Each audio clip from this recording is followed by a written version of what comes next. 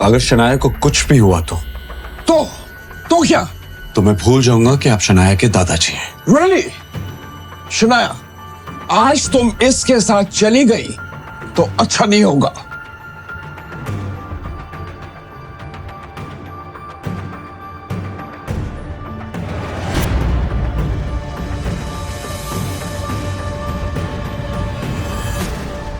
क्या तुम्हारे पास ऐसा कोई सबूत है जो ये साबित कर सके कि शौर्य ने तुम्हें विकी नाम के गुंडे के पास जाने के लिए मजबूर किया?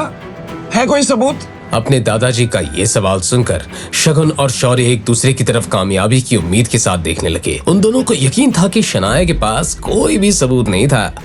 हेलो, कौन? मैं शौर्य, और अगर आहान की जान बचाना चाहती हो तो विक्की भाई के अड्डे पे पहुंचो। मैं तुम्हें लोकेशन भेज रहा हूँ। दादाजी, मेरे पास सबूत है। उस दिन शौर्या ने मुझे कॉल किया था और मैसेज में ये साफ लिखा था कि अगर मैं उस अड्डे पर टाइम पर नहीं पहुंची तो आहान को कुछ भी हो सकता है।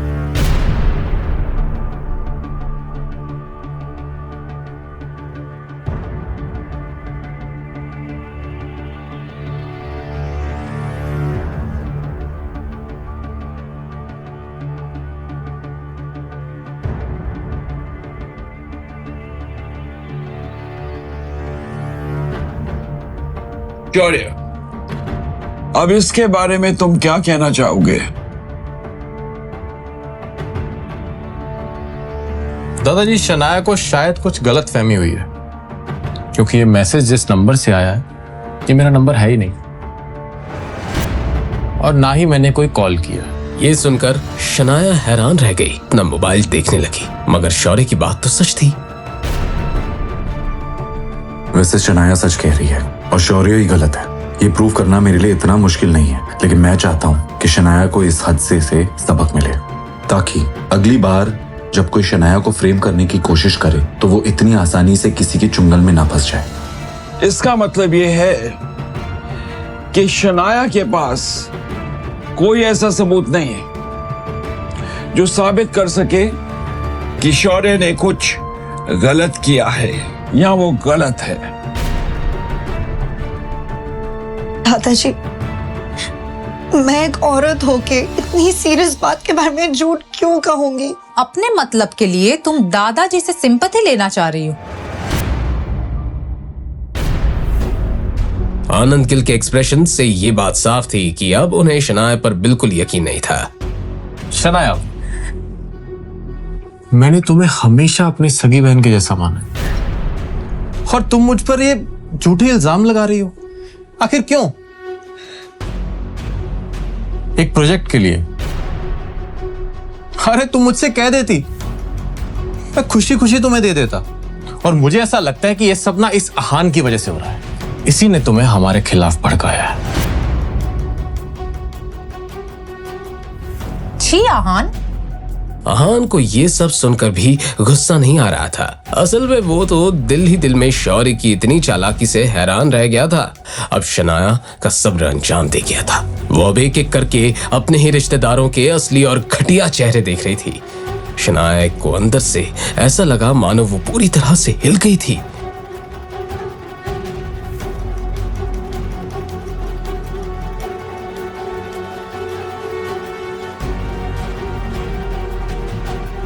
मगर तभी उसे अपने कंधे पर एक छुअन महसूस हुई। ये छुअन शनाया को अपनेपन की गर्माहट दे रही थी।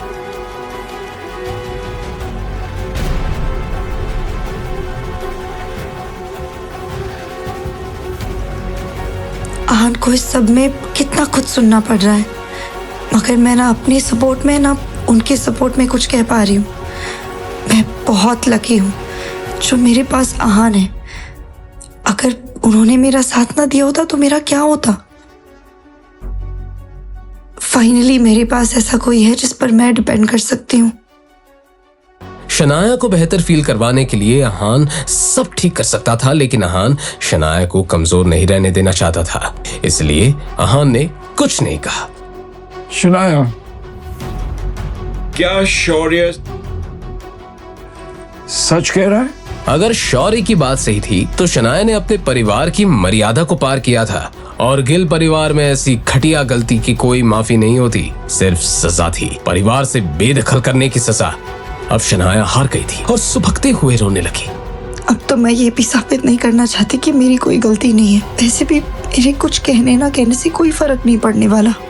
अब जब शनाया ने अपने घुटने टेक दिए थे तो आहान को ही अपनी बीवी का साथ देना था। क्या अब इस बात से फर्क पड़ता है कि शौर्य सच कह रहा है या झूठ? लड़के, आखिर तुम कहना क्या चाहते हो? क्या आप मेरी बात का मतलब नहीं समझे? मैं बताता हूं। मैं ये कह रहा हूं कि आपने अपना फैसला तो कर लिया। अब उस फैसले के बाद कोई भी अपना सर भी फोड़ लेना, तब भी जो हक है वो शनाया का नहीं, शौर्य का ही है। आनंद गिल ने उम्मीद नहीं की थी कि इस नकम्मे घर जमाई में इतनी हिम्मत थी। जानते हो किससे बात कर रहे हो? बदतमीज। आहान की हिम्मत तो अब बढ़ती ही जा रही थी। बदतमीज? शायद मैंने जब से शनाया से शादी की है ना, आपने मुझे कभी जरूरी नहीं समझा। हमेशा मेरी बेइज्जती की, क्योंकि मैं आपकी हैसियत का नहीं हूं ना। और इसी वजह से आपने मेरे पापा शेखर गिल, आपके अपने बेटे, उनको इस बात की इनडायरेक्ट सजा दी है, उनके काम में बाधाएं डाली है, उन पर प्रेशर डालने की कोशिश की, ताकि वो मुझे अपने घर से और शनाया की जिंदगी से हमेशा हमेशा के लिए बाहर कर दे। क्या हुआ? क्या मैं झूठ कह रहा हूं? दादाजी, जो सच बयान करता है ना, वो हमेशा बदतमीजी कहलाता है। ये बात सुनने में आनंद गिल ऊपर से तो बहुत शांत लग रहे थे, मगर उनके दिल में एक तरह का तूफान बन गया था। इस घर जमाई को इस बारे में कैसे पता चला?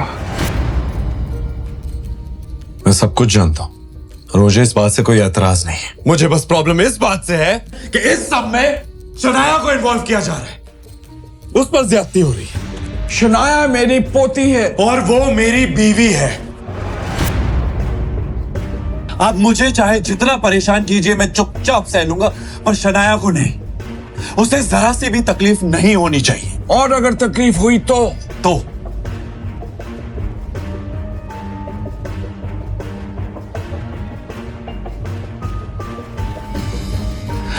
इसकी कीमत पूरे गिल परिवार को चुकानी पड़ेगी। आहान की ये बात सुनकर शनाया इमोशनल होकर रोने लगी। पापा सही कहते हैं, मेरे पास हमेशा से हीरा है, मगर उस हीरे ने हमेशा कोयला होने का दिखावा किया। धमकी दे रहे हो मुझे?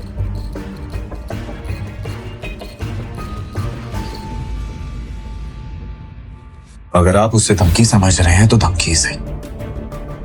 आज मैं आपको आखिरी बार दादाजी कहकर बुला रहा हूं। आगे से अपना ध्यान रखिएगा। अपनी बात कहने के बाद आहान ने शनाया का हाथ पकड़ा और वहां से चला गया। शनाया को इस बात का एहसास था कि गिल परिवार से उसका रिश्ता टूट चुका था। पहले कभी शनाया ने इस बारे में सपने में भी नहीं सोचा था। शनाया को तो बस इसी बात की तसल्ली थी कि इस सब में वो अकेली नहीं थी, आहान उसके साथ था। शनाया को कुछ खोने का गम नहीं था। वो तो बस जो था उसी के साथ खुश थी। शनाया को रियलाइज हुआ कि असली आहान ऐसा दिखता था, इतना कॉन्फिडेंट, इतना ब्रेव।